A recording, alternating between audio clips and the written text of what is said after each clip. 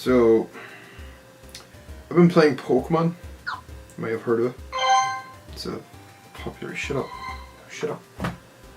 It's a popular new game from Niantic. They're the guys who made Ingress, which was a game where you would choose a team, and the teams could control different parts of real geographical locations.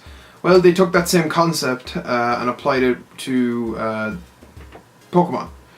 And so the idea behind it is you go from place to place in the real world, you catch Pokemon, and that's kind of it. You catch Pokemon, you can put them at different gyms throughout the area to dominate them for whatever team you pick, and that's kind of it. There's like extra facets to it, but Pokemon Go is a really, really shallow game. I have enjoyed what I've played of it. You know, I've walked, I think, just under 35 kilometers since I started playing, but I can't help but feel like it's still a super, super shallow game. There's not much else to it. The idea of traveling the real world to catch Pokemon is a really neat idea, but the implementation of it is somewhat poor.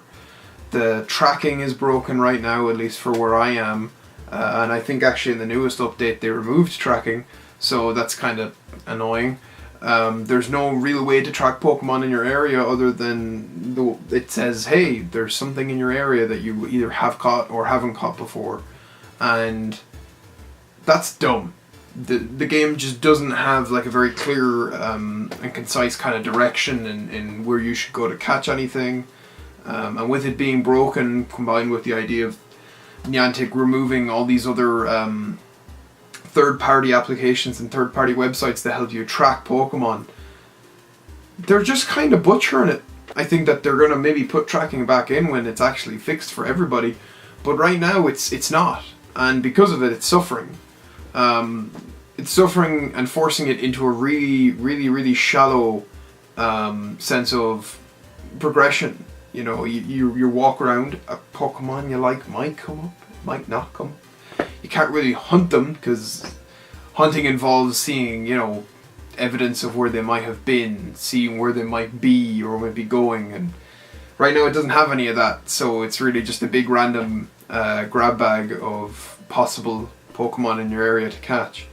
You can go to Pokestops, which are basically real world landmarks. Like in my town, there's a mural that signifies, hey, this is a Pokestop. If you walk up, well, the mural doesn't say, hey, this is a Pokestop. It's more that in the game it says, hey, this mural is a Pokestop. You can walk up and you press a button and you spin this little coin and you basically got items, and that's how you get things like Pokeballs, potions, revives, things like that. And that's really neat, going around the real world and going to these real locations and seeing other people playing the game has been really interesting. It's been something I have never done before. I think that the systems that are there are, while shallow, still novel for what they are. I'm not somebody who tends to talk to a lot of strangers outside of, you know, my core group of mates. I kind of have like a set list of games that I like to play with them, and this opened up like new avenues for talking to complete strangers. You know, I was in for a job interview not last Thursday before last, and I sat there between two different stops so I could get double the items, and I sat there and I put down a lure. And a lure is basically an item that you can put down that attracts Pokemon to this Pokestop, but it's universal, so if somebody else has one down on this Pokestop, you can get the same Pokemon they can. And so he came, I saw this guy come behind me. I was sitting on this bench on a sidewalk, and he pulled up on his bike behind me and sat on a nearby bench, and I knew where he was sitting was somewhere I had sat and couldn't get both stops. And I said, well, there's no point in him not being able to get both stops while still being able to get, you know, use the lure.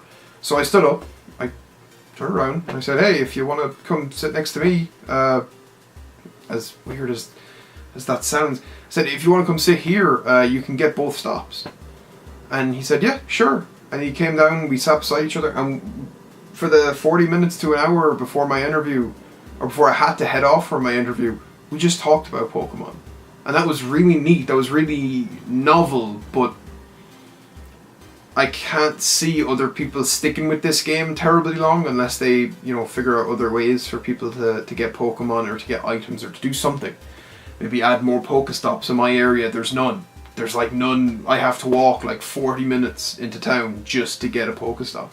And that's really annoying, but it's still like it's an experience. It's an ordeal, which doesn't sound like it doesn't really sound like one, but it's a pain in the ass to walk 40 minutes just to be able to get a bunch of Pokeballs. And that's kind of all there is to it. That's all there is to Pokemon Go, is you're catching Pokemon, you put them in a gym, you take a gym, somebody else takes the gym, and it's this push and pull, it's a tug of war, and that's all there is for PvP. There's no PvE, you can't battle other Pokemon in the wild to get them low on their health so you can catch them. It kind of takes the most like basic elements of the Pokemon games and applies it to a real world concept, and that's really novel. Again, novel is a word that I keep using to describe it, because it's all that game is you catch Pokemon, you battle gyms, and you take gyms, and then that's it. You can walk around the real world to hatch eggs that might give you better Pokemon, they might not, and that's sort of it.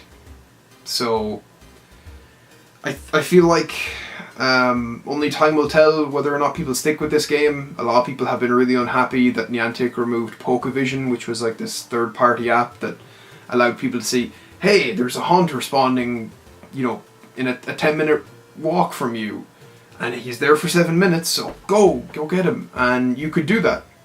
But that felt cheap to me, so I didn't download it. But now that they've removed tracking, there's no way for me to track any Pokemon near me. There's no way for me to see, is there ones in town that I could maybe catch? Is there a chance of something spawning? No. So I don't see myself using this for a whole lot longer. Despite me really enjoying the idea. I mean, shit. I started 2 weeks ago, and 35k is not that bad to walk in 2 weeks just playing that app. Just using that app, like outside of me, my normal day activities, me at the gym, things like that. That's cool. But they need to keep working on it. And I feel like I hear these rumblings of things like trading is coming in and these special events. The special events sound neat. It sounds like a really cool way to get multiple people together, to really band together under either a team or in just a specific area and do things. But trading is something that I feel like is going to work against how that game functions if they don't do the right steps to not cheapen the entire game, because the game's already cheap. If you're gonna make it even more cheap, like, what's the point? What's the point of even playing it?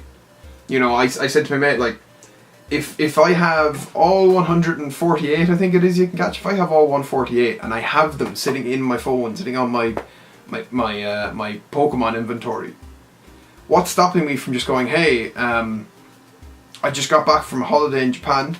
I have 20 Farfetch'd. If someone gives me $5, I'll give you a Farfetch.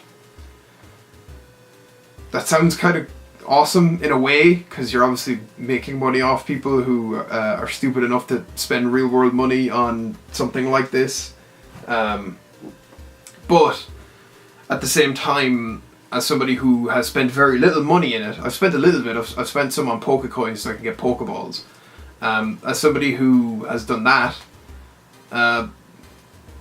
that's dumb. What stops me from giving someone all the Pokemon, boosting them? Like, if, let's say I get a mate and he just starts playing and I'm level 20 and I have all these Pokemon he's ever had, and I just give them to him, and he gives them back to me, but he gets all the XP for catching all these new Pokemon.